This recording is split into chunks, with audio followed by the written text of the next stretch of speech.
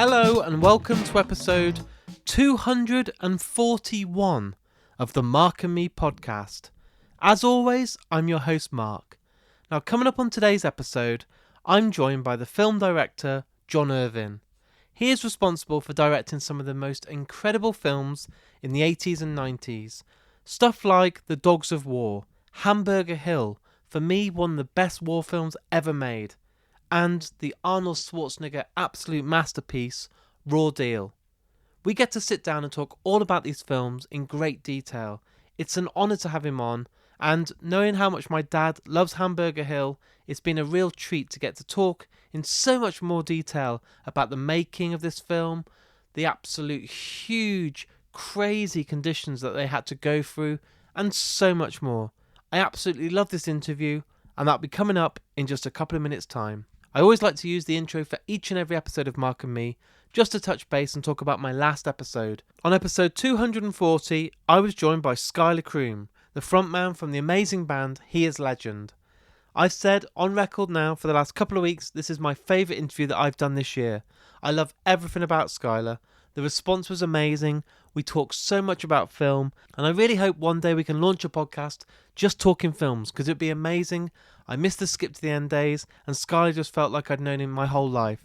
So thanks to everyone that listened and for the amazing feedback that came from that interview. But today I'm talking to an absolute legend, the one and only John Irvin. So I think the best thing to do right now is to get straight to it.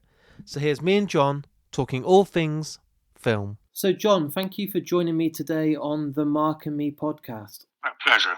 John, what I like to do is always ask about the very early days. So talk to me when you were growing up. Tell me about those first films that you remember seeing that made you fall in love with cinema. A very good question. I started my, I think my passion started when I was about 6 years old.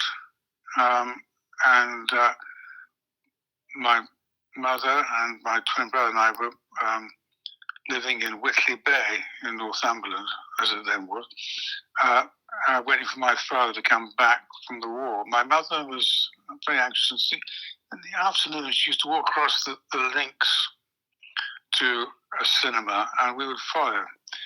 And I remember seeing films with her, like Brief Encounter, in which nothing much happened, it seemed to me, at the age of 6. And yet it had a profound effect on my mother. My mother was crying. I wasn't used to seeing grown-ups tearing up. And I was fascinated, of course, by the power of this medium to move my mother in such a way. And I also remember, rather like David Lean, at that tender age, looking up into the beam of the projector, up by the projection box, and seeing the smoke curling up into the light. And the whole experience to me was utterly, in the dark, absolutely magical. It was, as Orson Welles says, when the lights went down in the theatre, it was like shutting your eyes and then commencing to dream. And the film was a sort of dream world. And I remember my grandmother was a great theatre goer, and we used to go to regardless of what was being shown, I think, we were taken every Monday to see plays, go to the Theatre Royal in Newcastle. And I remember coming back from one play, and I was cross-examined or questioned by my parents, and asked me which medium, which would I prefer, going to the theatre or going to the cinema? And without hesitation, I said, the cinema. I like going to the cinema. And it became an absolute fascination for me, because I was then sent away to boarding school at the tender age of 6.5, I think, 7. And I arranged my gang into a film unit, a pretend film unit, obviously. And I had an air camera, and I used to arrange my friends, we call ourselves the Adventure Gang, into films, and I would stage fights and pretend to be the director and the cameraman, and I command my friends into all sorts of harebrained schemes, fighting, rolling down hills, terraces, throwing things at each other, bows and arrows, whatever, and even romance. And so at a very early age, I was an action director. Definitely an action director at that age, because I pretended to be filming, having given them a story, my friends fighting. So that's where it all started, I suppose. Also, of course, it was a forbidden pleasure.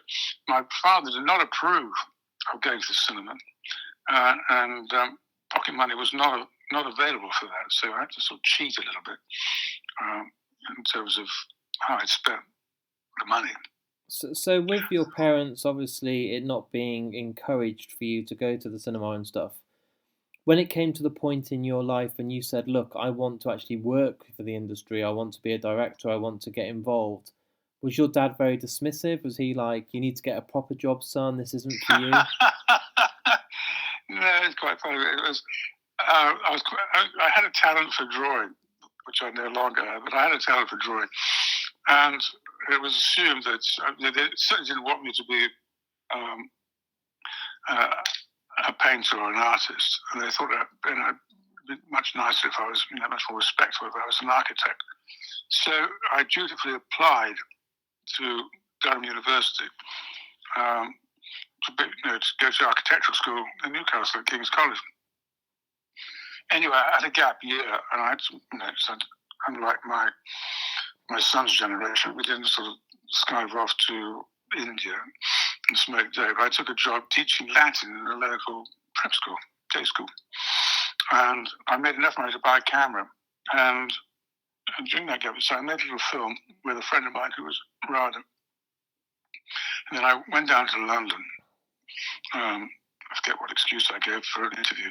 Anyway, I went to the London Film School, or a thing called the London School of Film Technique, which was above a butcher shop on Electric Avenue, Brixton. It was the only film school. It was the only film school in England at the time, in the British Isles. So I showed them my little film, and they said, "Come as soon as you can." So I went back and announced to my parents.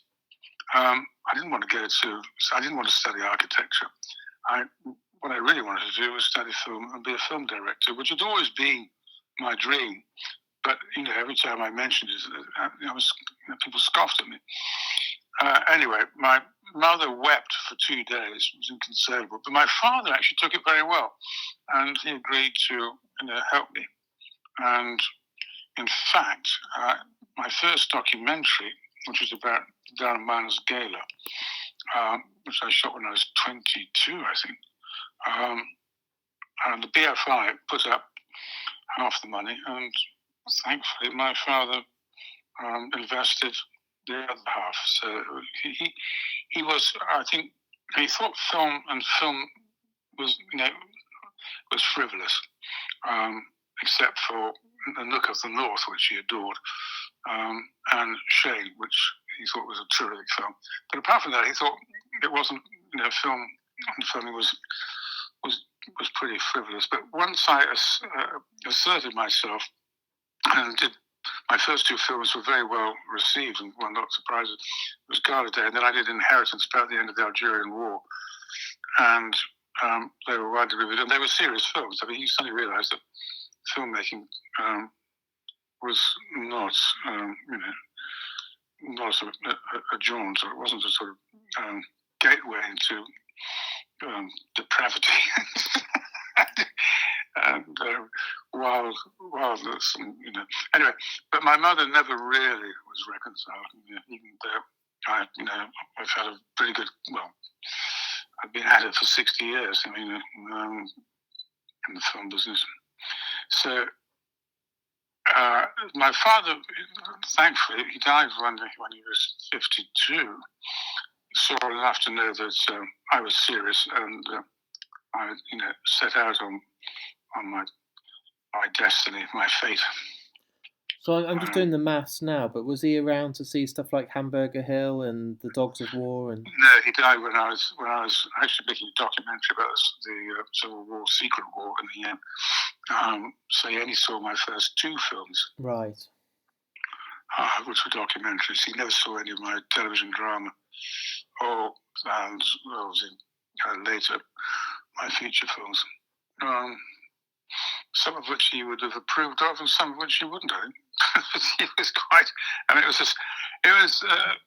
They were Presbyterians. I mean, they were Scottish. Very moral people. And looking at the 80s, the Dogs of War, Hamburger Hill, Raw Deal, Ghost Story, there's all this work you were doing, and that's a hell of a run. I mean, did you ever sleep in the 80s or get any rest, or were you just solidly working? I thought I had to catch up. I started making feature films when I was 39, 40, and I thought I should have been actually doing I should have been making feature films when I was 35, or even earlier. I mean, I think I was desperate to catch up. And of course, the other thing is I just loved the process of making films. I just loved it. And I wanted to make, visit as many genres as, that came my way. So I was ambitious and I was in demand. And getting to work, I mean, The Dogs of War, getting to work with Christopher Walken, for me, one of the best actors on the planet. That must have been one of the highlights of your whole career. Yeah, Norman Jewison was the producer of that. Yeah. And I think Norman wanted to direct it, but he was afraid that the subject matter would put him in conflict with some of his more liberal friends. So it came my way. And I was thrilled because, I mean, as a documentary director, I'd met a lot of listeners in Yemen and even in Vietnam. So I was, I embraced the subject. Having just come out of Tinker Tailor Soldier Spy, I wanted something a bit less cerebral, and off I went to make it. Now, Christopher Walken, I just finished, he got an Oscar for Best Supporting Actor for The Deer Hunter. And United Artists, Steve Barker, who's head of production there, felt that they'd underpaid him a bit, and they really wanted to do him a favour. So I went, I visited Chris and persuaded him to do the film, and I was a leading role, and off we went, and it was a very, very happy collaboration.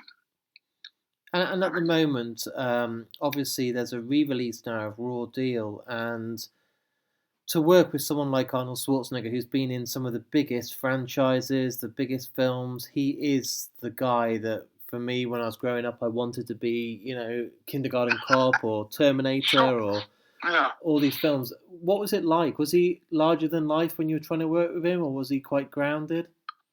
I'm very grounded. He's got a good sense of self-mockery too. He said, when we started working together, "Oh, John," he says, "I know I'm no Larry Olivier, but I'm so happy to be acting. I want to act." And this, of course, was when he was wooing Maria, his future wife, and he wanted to go, the barbarian. He wanted to put that behind him a bit as his wedding approach, and he wanted something a bit more, not cultivated, but this is the first film I will make without showing, but I want to be dressed the whole time. I don't want to take my clothes off. Actually, he's always got either a t-shirt or a cover. He didn't flex his muscles visibly. Although, of course, every morning before shooting, he had to work out to get his body into trim. But no, he was a delight. Actually, he was uh, he was. The only time I had a bit of a problem with him was that he wanted to smoke cigars all the time, and I thought this was boring. There was a limit to how many cigars he could smoke. So I spoke to his sort of bodyguard, sort of gopher, Sven, a Swedish muscle man, and I said, "Can you just talk to Arnold about this cigar smoking? He's hiding. I mean, he's using it as a prop in more ways than one. Can you?" Anyway, he said, "Don't worry." And so the casino scene, and crowded. One of the, I think, in terms of extras, the largest scene in the film. In terms of numbers, anyway, I had a long tracking shot as he walked into the casino, and I shouted action, and he strode in, smoking a cigar. And I started groaning about sharp cut when the cigar exploded. I mean, it was a huge bang. God, what's going on? I thought, I looked for blood, and there was none. And what Sven had done was to go to Joe Lombardi, the special effects supervisor, and they had put a cap, an explosive, in the cigar, so when it blew obviously away from his face.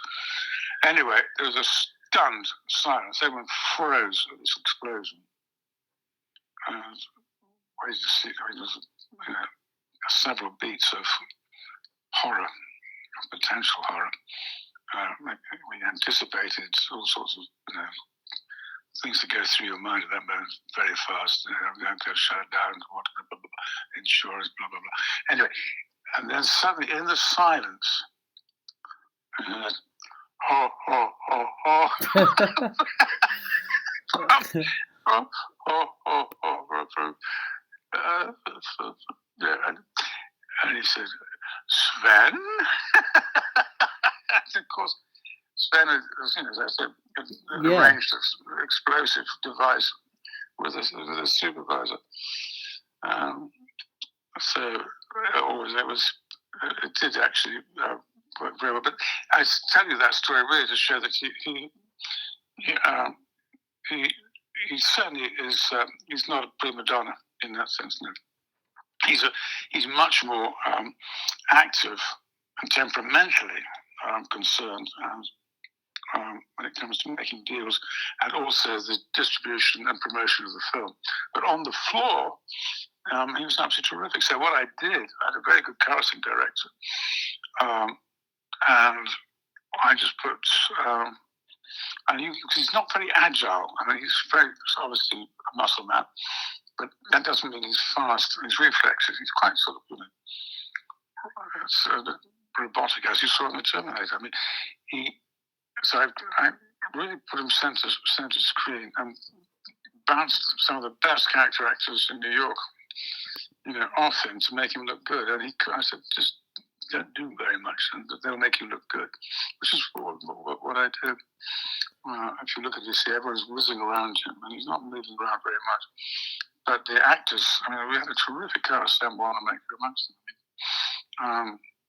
And having a really good cast around him made him, without doubt, look pretty much smarter.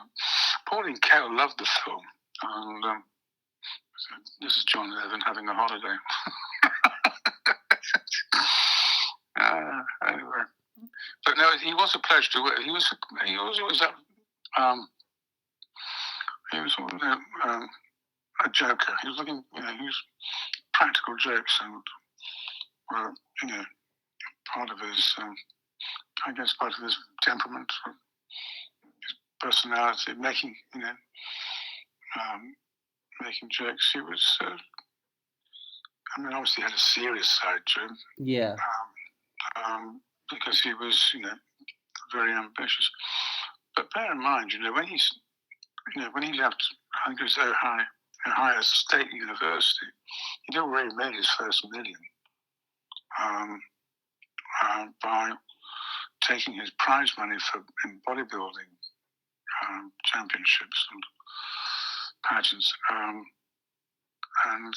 he, I think when he was at university, he used to duplicate, his exercises and his, rather like Charles Atlas, his system of bodybuilding, and would send it, to advertise in the bodybuilding magazines, and the income from these, instructions, he invested with his, on the advice of his friends who were doing, business degrees in real estate, and he made a lot of money before he went into filmmaking. So he's very canny, and he was certainly,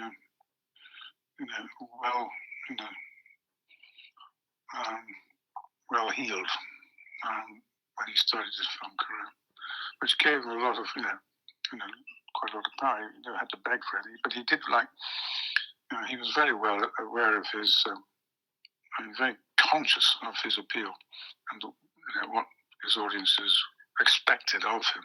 He was, from that point of view, he was very mature. And now that you're at the point where you don't make films anymore, are you enjoying retirement? Do you like just to relax? I'm about to make a big concert film, actually. Really? Yeah. I haven't really retired. Obviously, as you get older, people think you have retired. No, but I'm developing a film at the moment about the Falklands War, and also discussing, because I've been asked to do it, a film about a legendary jazz musician. Oh wow! Anyway, so it's I still want to do it, and I still have the desire to make, but I'm not. You have to give way. I was impatient. I was pushing people aside when I was young, so I know the process.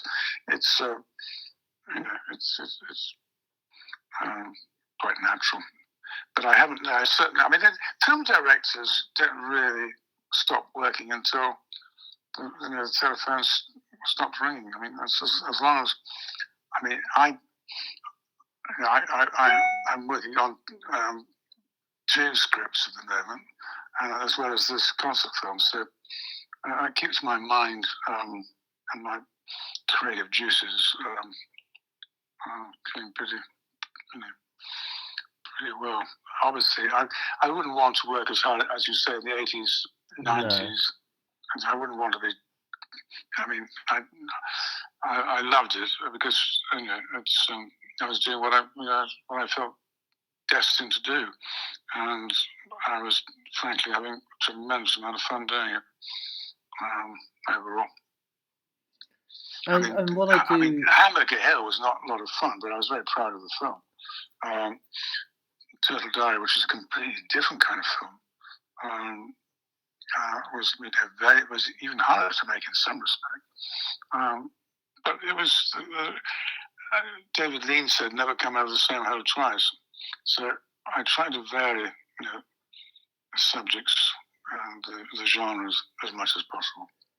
Hamburger Hill is always in everyone's top 10 war films of all time, and in all the reviews and all the polls I ever see online when they do the film. So that is an achievement. My dad's 85, and it's one of his all-time favourites, and you can't, it's hard to use words to sum up just how perfect that film is. Well, thank you. That was incredibly hard, and do you want to hear about it? Awesome. Yeah, definitely. My dad would be absolutely loving listening to this because.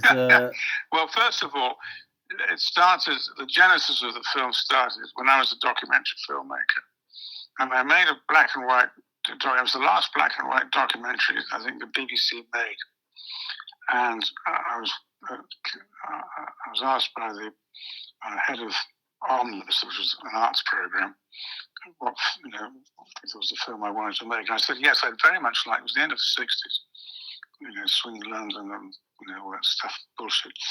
And I said, yeah, what I'd like to do is make a film about war photographers, because they're the only artists who have to risk their lives in the execution of their art. When everyone's lying flat or digging in, the photographer, the war photographer, is standing up or crouched, and he's very vulnerable, and he's expected to, put himself at risk. And I said, yeah, go off and off you go and do it. So I chose Vietnam, and I followed in Vietnam Larry Burroughs up on the DMZ, and made a film about war photos. And I was, profoundly, deeply shocked by what I saw, and so much so that it was then that I decided I didn't want to make documentaries anymore. When I came back to Europe, I was doing some filming in London with Don McCullum. I decided that one day, if I made feature films, I would make one about Vietnam, because I thought what was asked of these young Americans, 18, 19 years old, what was asked of them was just appalling. I was 29 when I was in Vietnam, and they were kids. I felt like an old man, practically. I was a lot older. Anyway, what they were, we helicoptered into a battle on a hilltop. It wasn't Hamburger Hill, but it was. You ran out of helicopters and just ran between lines of body bags and all that. Anyway, we got stuck. Chris Mangus was the camera and Kevin Shaker was sound. We were stuck on this hilltop, and all hell broke loose in the middle of the night, and because they couldn't be set because of the fog. And there were young 18-year-old Marines going into enemy lines, behind their lines, just to find fragments or of body parts to put in a bag to send home of their friends. It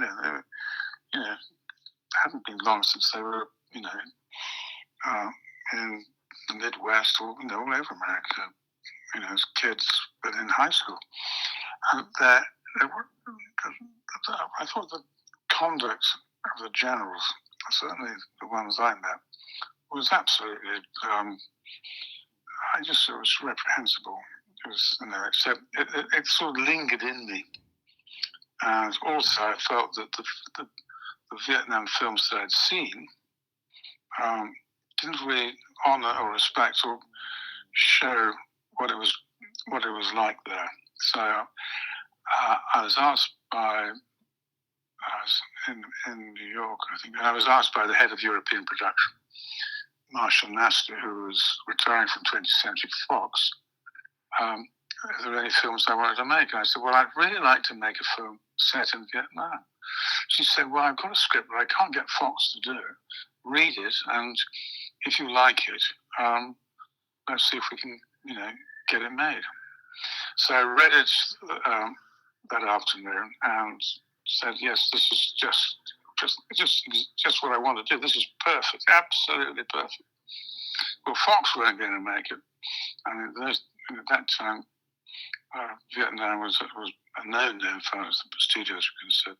Anyways, we set out to raise money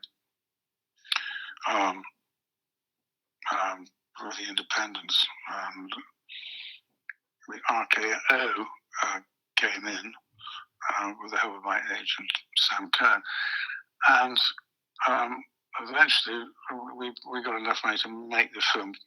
Really low budget, I think it's $6.5 million. But I do remember vividly, because Ned Tannen, who was the head of Paramount, and who I'd made a ghost story for when he was at Universal, and I, remained on very good terms with him. He became a friend, and I pleaded with him to do the film. I said, "Come on, you're a Marine career. Come on, you understand this stuff."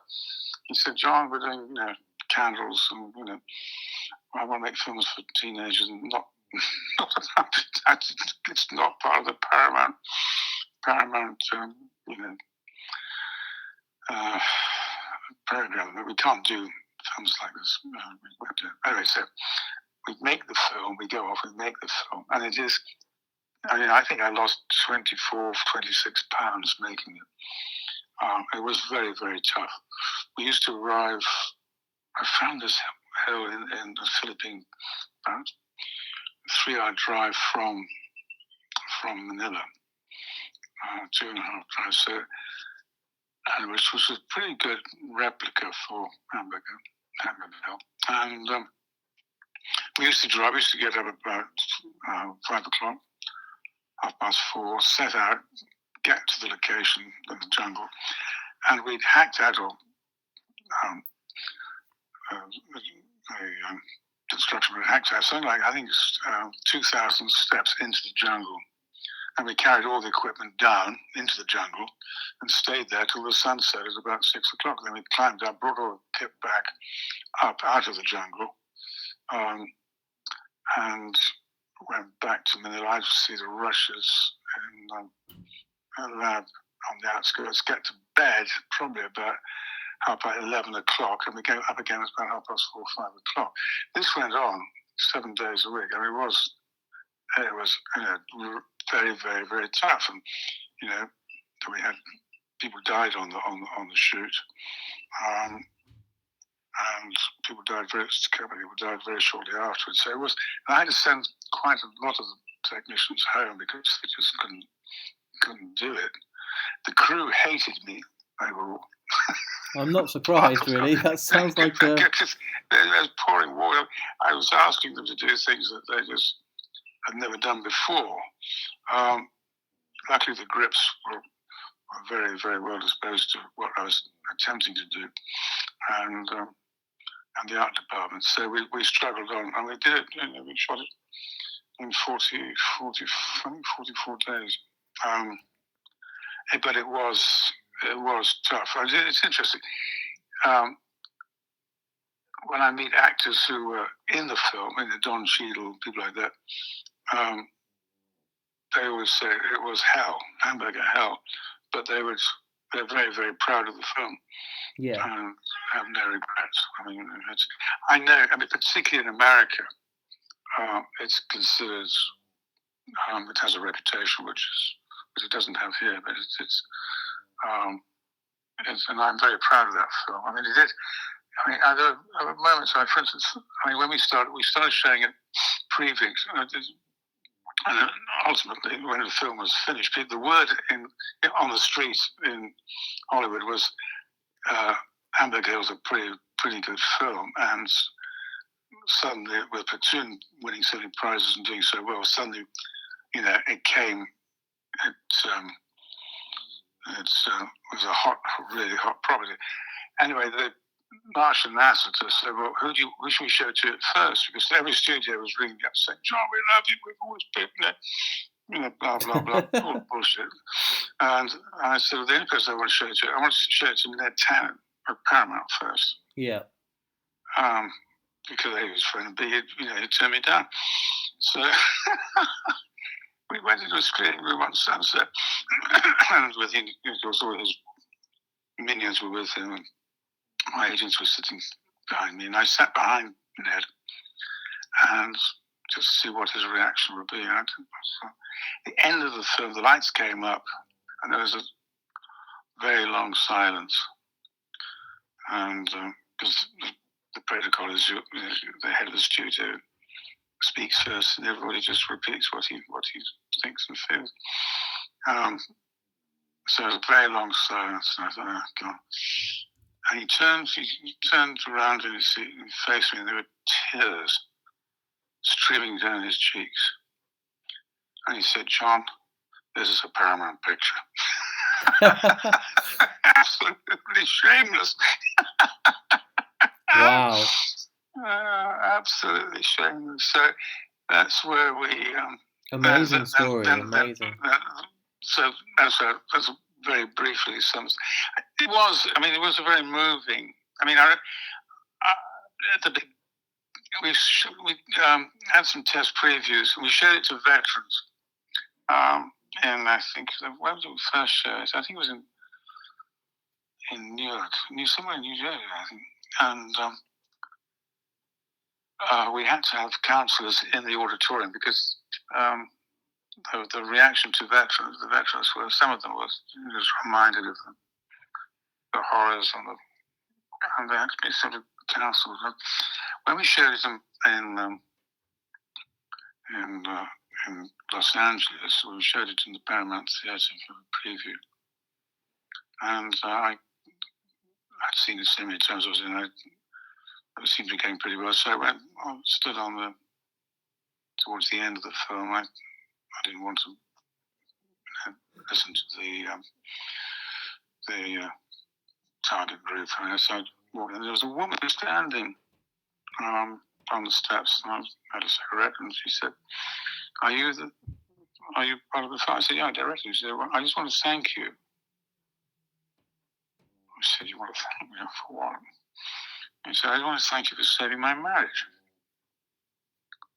Wow. And I said, really? How do I do that? She said, well, my husband was in Vietnam, and he was an artillery officer, and he was given the wrong reading map coordinates. Yeah. And a lot of soldiers were killed by friendly fire. And he's never told me this until tonight.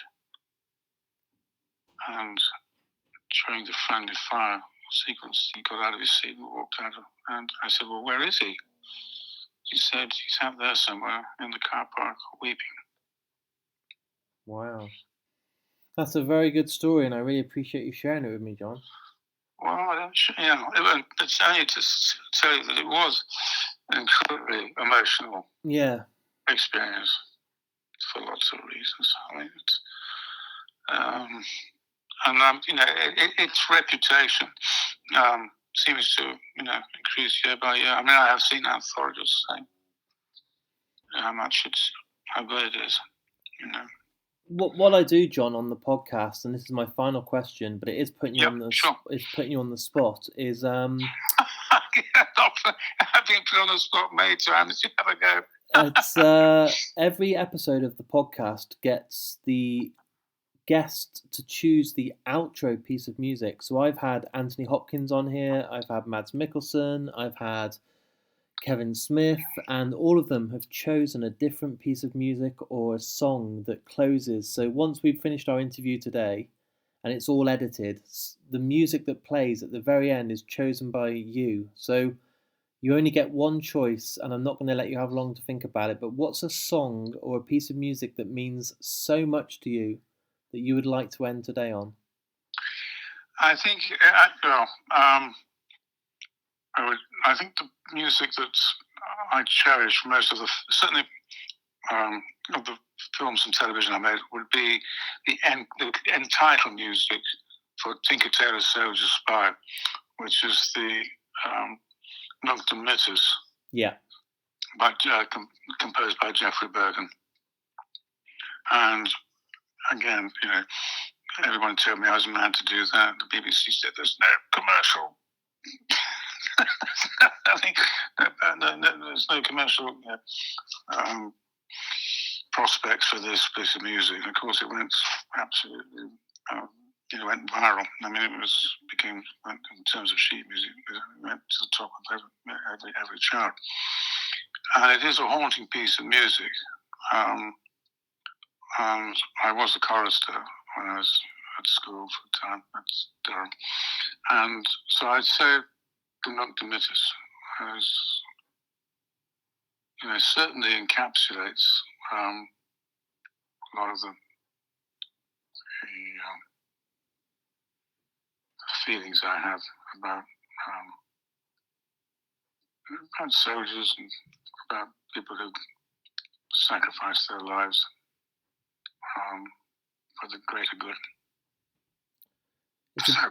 It's a beautiful choice, and I'm already looking forward to listening to it now and ending it and then listen to it again. So Okay. it's in a very emotional music. So thank you so much for your time today. It's been an absolute pleasure. We've gone over by twice as long, so I'm hoping I'm not. Oh, really? I hope I'm not. Time flies when you're having fun, right? I hope no one's going to get in trouble for this, but it's. Anyway, I'm sorry about that.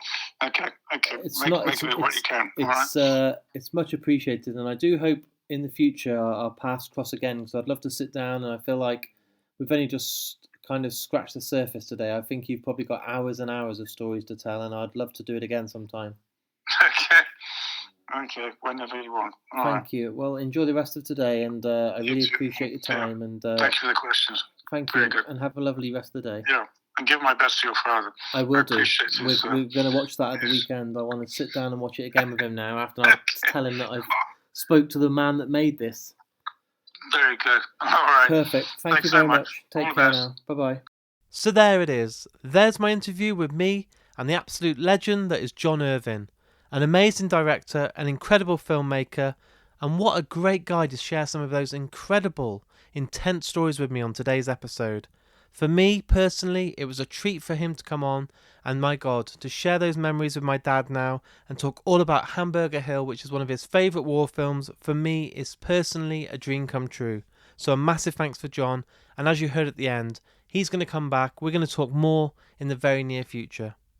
If you've enjoyed today's episode, and I'll keep on banging this drum, please share this episode. All the links are on markandme.com. There's Facebook, Twitter and Instagram, and all you have to do is hit the retweet button or share button on Twitter and Facebook, or put it as a story on Instagram. And you may not realise, but then some of your friends will see this, or your followers, and then suddenly they check it out, and before you know it, they're subscribed to Mark and Me and listening each and every week. And that is marketing that money can't buy. So please, if you've enjoyed today, share. Also, thanks to my amazing friends at Richer Sounds, I have some great prizes to give away, and this is each and every month to say thank you for supporting me via Patreon. Patreon is a site that basically you can go ahead and give me maybe £1 or £2 or £3 a month to say thanks for the podcast. All that money then goes right back into the podcast and allows me to host it on directories like Amazon, Spotify, Podomatic and many more. It also allows me to travel the country and go out there and do more and more interviews, which means more and more episodes for you guys at home. So if you've enjoyed today's episode and just want to throw me like a little tip, the link is on all my descriptions to the episode, or just go on markandme.com and there's a link on there. I'll be back in only a few days' time with another brand new episode. It's going to be huge and I can't wait to share it. So until then, go and watch some John Irvin films, look after yourself, take care, and I'll speak to you all very soon.